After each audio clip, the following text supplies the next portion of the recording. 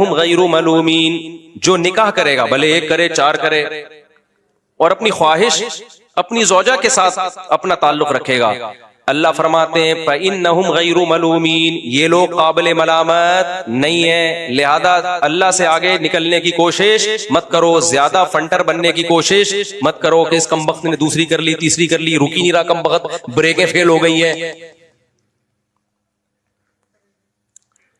भाई अल्लाह मियां जिस अल्लाह ने बनाया उस अल्लाह ने परमिशन दी, जाओ ऐसी की तैसे।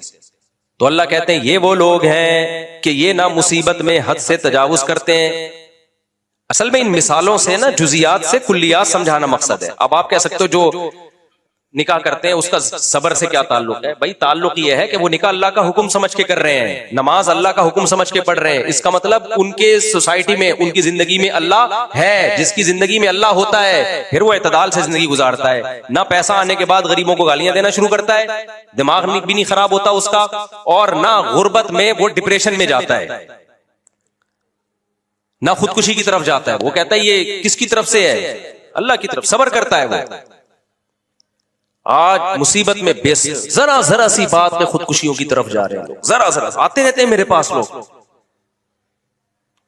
एक नौजवान मेरे साथ सेल्फी लेकर गया, 2-4 दिन चंद दिन के बाद पता चला जी बेरोजगारी में खुदकुशी कर ली।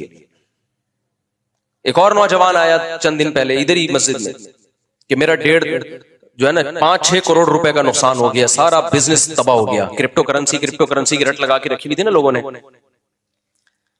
लोग ना हमें गन पॉइंट पे कहते हैं फतवा दो। क्रिप्टो करेंसी पे मेरे ऊपर ऐसा दबाव था कि इसको फतवा दो कि ये करो, हलाल है, तय्यब है, पाकीज़ा है। हमने खुद भी टूटी फूटी तहकीक की, बड़े उलमा से भी राब्ता किया, उन्होंने कहा भाई ये भी कंफ्यूजन है, इसमें क्या है? कंफ्यूजन है। हम इसको हराम नहीं कह रहे क्योंकि अभी दलाइल क्या है इसके? मुश्तबे दलाइल है, हलाल भी नहीं कह रहे हम। जिसने करना है अपनी जिम्मेदारी पे करे, हमारे कंधे पे रख के बंदूक ना चलाए। बहुत लोगों ने ताने दिए मुझे भी कि असल में ये ना खुद जब आएगा ना इनका बिजनेस खुद करेंगे तो फिर हलाल होगा, अभी हलाल नहीं है। तो असल में यूं है, असल में बहुत कुछ काम है ना, हमने खुद किया और हमने लोगों से भी कहा भाई हमारे कंधे पे रख के बंदूक नहीं चलाओ। आज उस क्रिप्टो करेंसी का हसरत देखो। 2 डिप्रेशन के मरीजों से तो मैं मिल चुका हूं। एक तो खुदकुशी करने जा रहा था, अल्लाह ने बचा लिया। दूसरा तो वो तो मेडिसिन पे लग गया तो बच गया। किसी डॉक्टर के पास गया, डॉक्टर को क्योंकि 3-3, 4-4, 5-5, 10-10 करोड़ रुपए लोगों के डूबे हैं। हर आदमी चाहता है बैठे बैठे मैं क्या बन जाऊं? अमीर बन जाऊं। ये भी बेइतदाली है। तमीज से अमीर बनो, बन गए ठीक है, नहीं तो जितना है उस पर तो गुजारा करोगे ना। हर आदमी चाह रहा है 2 मिनट में बैठे बैठे क्या बन जाऊं। अबे तमीज से बिजनेस करो, टमाटर खरीदो बेचो, जिस चीज की जरूरत हो। कुछ चीजें ऐसी हैं जो हमेशा चलेंगी। टमाटर हमेशा खाया जाएगा। इंडिया चाहे आपका टमाटर बंद भी कर दे फिर भी आप टमाटर खाओगे, क्योंकि टमाटर की कढ़ाई का जो मजा है वो विदाउट टमाटर नहीं है। लेकिन छिलका बीज निकाल लिया करो अगर मुझे खिलाना हो तो। मुझे छिलके बीज से एलर्जी है, क्योंकि अब वो सुन के ना लोग मेरे लिए खूब टमाटर ला के रखें। तो टमाटर का छिलका बीज से मुझे एलर्जी है, हर एक को नहीं होती, मुझे है। तो गोश्त है, हर दौर में इंसान खा रहा है। प्रॉपर्टी है, हर दौर में। आज प्रॉपर्टी गिरी है, कल दोबारा, क्योंकि रहना तो है ना, बच्चे तो पैदा हो रहे हैं तो जगह तो चाहिए ना इंसान को। क्या ख्याल है भाई? आप आबादी आज नहीं कल डबल होगी तो उनको चाहिए होगा, प्लॉट चाहिए होगा। तो ये तमीज वाले बिजनेस है, इंसानों वाले बिजनेस, ये किया करो। और वो जो आजकल एक आ रहा है वो क्या है, वो चेन की एक सूरत बनती है ना, 5 आदमियों को आपने पहना दी वो चीज, वो आगे 5 को पहनाएगा, उसका भी आपको कमीशन आएगा। ब्लॉकचेन कहते हैं उसको। क्या कहते हैं? क्योंकि हमने जब इस पे रिसर्च की तो गोल्डन की के नाम से कंपनी ने बड़ा बेवकूफ बनाया था लोगों को। हम लोगों को मना कर रहे हैं ये कमाने का सही तरीका नहीं है। ये कौन सा तरीका है? वो अगला 5 को 25 को बेचेगा तो उनका कमीशन आपको किस खाते में मिल रहा है? इसका नुकसान होगा आखिर में, जब कोई जो बंदे रह जाएंगे ना जिनको पहनाने के लिए कोई बंदा मिलेगा ही नहीं, उनकी रकमें डूबेंगी। ये गोरे का कोई दीन नहीं है भाई। वो कहता है जिस तरह से पैसा आता है आए बस। इस्लाम ने आपको एक बाउंड्री खींची है, ये जायज तरीका है और ये नाजायज तरीका है। तभी तो इंश्योरेंस हराम है कि आपके अब्बा मर गए तो आपको पैसे मिल जाएंगे, नहीं मरे तो इंश्योरेंस कंपनी का फायदा है। अबे ये पैसा कमाने का कौन सा तरीका है? ये तो जुआ है। समझते नहीं हो बात को। तो तभी इंश्योरेंस कंपनियां अगर ये ताउन कर रही होती ना तो कभी भी आपके टीबी के मरीज की बीमा पॉलिसी, लाइफ इंश्योरेंस ना होती उसकी। वो पहले चेक करते हैं बंदे के मरने के चांसेस कितने हैं। अगर मरने वाला है बिल्कुल भी उसके साथ ताउन, उनको पता है ये अभी पॉलिसी लेके फौरन अगले दिन मरेगा, ठीक ठाक पैसा इसको देना पड़ेगा। वो बिल्कुल बॉडी बिल्डर हो, उसके डोले शोले बने हुए हो, फिटफाट हो बिल्कुल, उसको कहते हैं ये है, ये आए। जिसके भी फिलहाल वो उसमें 150 इस तरह के आ गए, तो उन्होंने कहा अगर एक मर भी गया ना तो 99 का प्रॉफिट तो हमें मिल जाएगा। अब चूंकि अल्लाह का कानून है, वो अल्लाह तो पाबंदियां लगाते हैं, इंसान तो कहता है जाने दो भाई। और ये इंश्योरेंस कंपनियां जो आपको कहती है ना कि हम आपको इतना प्रॉफिट देते हैं, देखें आप सिक्योर हो जाते हो, भाई आप सिक्योर नहीं होते। ये बिल्कुल ऐसे ही है जैसे आप यूरोप में आधी तनख्वाहें टैक्स में जाती हैं और इलाज आपका फ्री में होता है। नहीं आई मेरा ख्याल है बात। मैं ऑस्ट्रेलिया गया तो उन्होंने कहा हमारा सब कुछ फ्री है, मैं तो खुशी से बेहोश होते होते रह गया। इतने अच्छे अस्पताल, ये भी फ्री, इलाज भी फ्री, फलाना भी फ्री, ढिमकाना भी फ्री। तो मैंने पूछा सर आपकी तनख्वाह? कहते हैं 10 लाख तनख्वाह है, या शायद 1 करोड़, पाकिस्तानी हिसाब से 1 करोड़ थी, बड़े अच्छे। तो मैंने कहा आपका टैक्स? कहते हैं 43 लाख मेरा टैक्स में जाता है। मैंने कहा एक दफा जो आप टैक्स दे देते हो ना, हमारे पाकिस्तान में पूरी जिंदगी की स्कूल की फीसें आपकी अदा हो गई, तो फ्री कहां से है? हाँ, ऑर्गेनाइज हुकूमतें हैं, एक मैनेजमेंट है, तो वो टैक्स देके उन पे लग जाता है, वो भी पूरा नहीं, फिर भी नहीं लगता, बहुत ज्यादा टैक्स है। तो फ्री तो हम लोग हैं भाई, सही बता दूं आपको, एक 50 रुपए टैक्स नहीं दे रहे। खैर, तो मैं ये अर्ज कर रहा था, क्या अर्ज कर रहा था, बार बार मैं दाएं बाएं हो रहा हूं भाई, ये बड़ा मुश्किल है यार, मुझे कंट्रोल करना ना, मुझे कंट्रोल करना बहुत मुश्किल का। हाँ, तो मैं ये अर्ज कर रहा था, इल्लल मुसल्लीन अल्लज़ीना हुम अला सलातिहिम दाइमून वल्लज़ीना हुम लिफुरूजिहिम हाफिज़ून वल्लज़ीना हुम लिअमानातिहिम व अहदिहिम राऊन। अल्लाह कहते हैं मैं जिनकी जिंदगियों में इन होता हूं, जो इतदाल वाली जिंदगी होती है, ना खुशियों में इतराना शुरू करते हैं, औकात से बाहर आ गए। जैसे गरीब के पास नया नया पैसा आए तो कहते हैं ना ये औकात से, कहते हैं ना, लगता है ये दौलत नहीं है, बिल्कुल यहाँ पे से बाहर हो जाता है। तो अल्लाह कहते हैं कि इसी तरह वो लोग जिनकी जिंदगियों में अल्लाह इन है, तो ये कैसे पता चलेगा? फरमाया लिअमानातिहिम व अहदिहिम राऊन, वो अपनी अमानतों और मुआहिदों की पाबंदी करते हैं। मुसलमान कभी भी किसी की अमानत में खयानत नहीं करता। अगर वो किसी का किराएदार है तो मालिक मकान को बेल दबा के खड़ा नहीं होना पड़ता, वो उसका किराया जो उसकी अमानत है उसके अकाउंट में पहली तारीख को या बहुत ज्यादा 5वीं तारीख को बगैर कहे डाल देता है। अगर वो डाल रहा है तो इसका मतलब उसकी जिंदगी में अल्लाह है। अगर वो नहीं डाल रहा और टरखा रहा है तो इसका मतलब उसकी जिंदगी में अल्लाह नहीं है। तो आप ही कोई टेंशन आने दो, फिर देखो कैसा पागल होगा ये। इसी तरह मेरे भाई, जब किराएदार मकान, अपने सारे किस्से लेके मैं आपको सुना रहा हूं, तो अगर कोई किराएदार मकान खाली कर दे तो मालिक मकान उसका एडवांस 6-6 महीने, साल रोक के नहीं रखता, बगैर कहे उसको टाइम पे वापस कर देता है। अगर वापस कर रहा है इसका मतलब ये मालिक मकान इंसान का बच्चा है। और अगर किराएदार फोन कर करके उसको याद दिला रहा है, अगर वो मालिक मकान मेरे भाई बार बार आप किराएदार उसको याद दिलाए, भाई अल्लाह के बंदे मेरा एडवांस तो दे दे, और वो कहे कल दूंगा, परसों दूंगा, तरसों दूंगा, इसका मतलब ये मालिक मकान इंसान का बच्चा नहीं है, इसकी जिंदगी में अल्लाह नहीं है। इसको कोई खुशी या गम आने दो, फिर देखो इसका होता क्या है।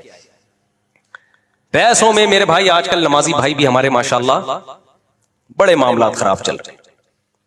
तो वो जो मैं बता रहा था ना, 1.5-5-6 करोड़ का नुकसान करके आया, खुदकुशी बेचारा करने वाला था, तो मैंने उसको समझाया मत कर। कह रहे मैं क्या करूं, मैं शादीशुदा हूं, अब मैंने क्रिप्टो करेंसी में बढ़ गया, मैं पैसा बर्बाद हो गया मेरा।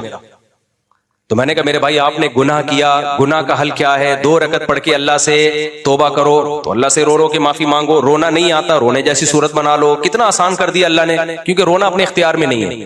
हाँ, कुछ लोग हैं जिनके इख्तियार में है, जब चाहे बटन दबाए रोना शुरू कर देंगे। टीवी पे आते हैं ना, शबे बारात पे ढिन रो रहे हैं, उसके बाद हंस रहे हैं, वो पता नहीं वो उनको अल्लाह ने क्या सलाहियतें दी हैं। तो वो एक्टर लोग होते हैं, मजहबी एक्टर भी बहुत हैं दुनिया में, सियासी एक्टर भी बहुत हैं। बाज दफा जिसने मारा होता है वही रो रहा होता है सबसे ज्यादा जनाजे में। यहाँ एक्टिंग बहुत है, लेकिन सच्ची मुच्ची का जो रोना है भाई, वो अपने कंट्रोल में नहीं होता।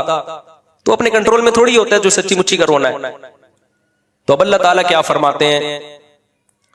हाँ, वो जो था ना, मैं चूंकि ये वाकया सुना दूं, और भी बहुत सौ को खुदकुशी के अल्लाह ने अगर ख्यालात आ रहे हो तो ये सुन के ना उनको मोटिवेशन मिलेगी, खुदकुशी की तरफ नहीं जाएंगे। अब वो करोड़ों रुपए डूब गए, शादीशुदा आदमी है। मैंने कहा पहले तो 2 रकत पढ़ के अल्लाह से क्या करो, तौबा के अल्लाह मैंने एक दिन में करोड़पति बनने की कोशिश की है, मुझे माफ कर दे। दुनिया को मुसाफिर खाना मैंने नहीं समझा। और उलमा मना भी कर रहे थे क्रिप्टो करेंसी एक रिस्की चीज है, हवाई चीज है, एक सॉफ्टवेयर है। तो कह रहे मैंने कहते हैं फिर अल्लाह माफ कर देगा। मैंने कहा हाँ। कह रहे अब्बा तो नहीं माफ करेंगे ना, बीवी बच्चे कहां से, तो नहीं माफ करेंगे ना। कह रहे जब घर में जाओ ताने मिलते हैं, ताने मिलते हैं। मैंने कहा देखो अल्लाह ने इंसान को ऐसा बनाया है कि जब बार बार उसकी बेइज्जती होती है और वो बर्दाश्त करता रहे तो उसकी इज्जत खुद ब खुद खत्म हो जाती है, और जब इज्जत खत्म होती है तो बेइज्जती फील होना खत्म।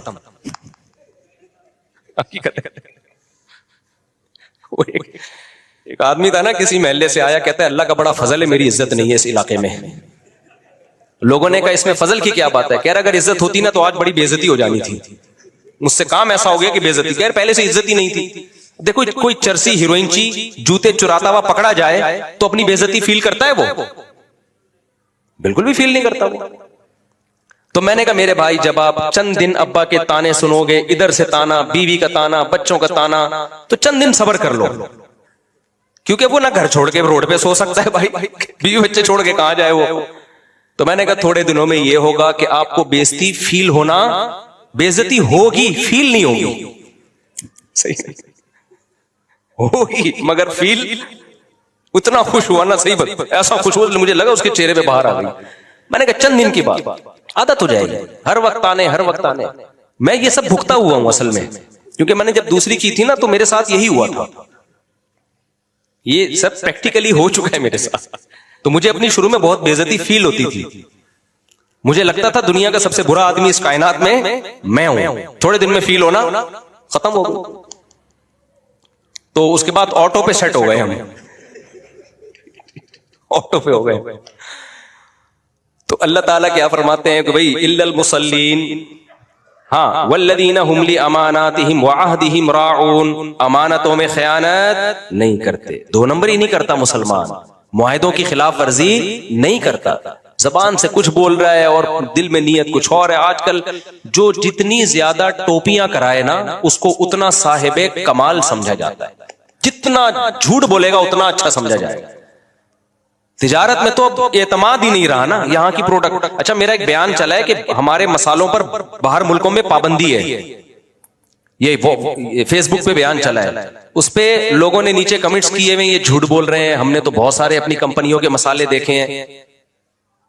देखो जब एक आदमी इतने कॉन्फिडेंटली किसी मिंबर पे बैठ के दावा करता है ना तो गलत नहीं कर रहा होता। अगर आपको लग रहा है कि गलत कर रहा है तो आप उसकी बात को समझो, आप उसको सफाई का मौका दो। एकदम झूठ के इल्जामात लगा देना, मेरी दुनिया में कितनी ट्रैवलिंग हुई है तो मैं इतना बड़ा झूठ बोलूंगा कि इन कंपनियों को बदनाम करने के लिए। बाहर मुल्कों में जो मसाले मिल रहे हैं ना उनका फॉर्मूला चेंज होता है, समझते हो कि नहीं समझते?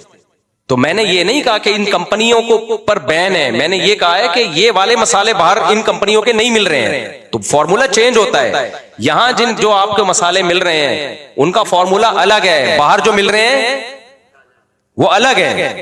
तो ये तो मैंने खुद यहाँ के मसालों की बिरयानियां भी बाहर खाई हैं, कोरमे भी खाए हैं, पेट नहीं खराब होता, यहां खाओ तो खराब होता है।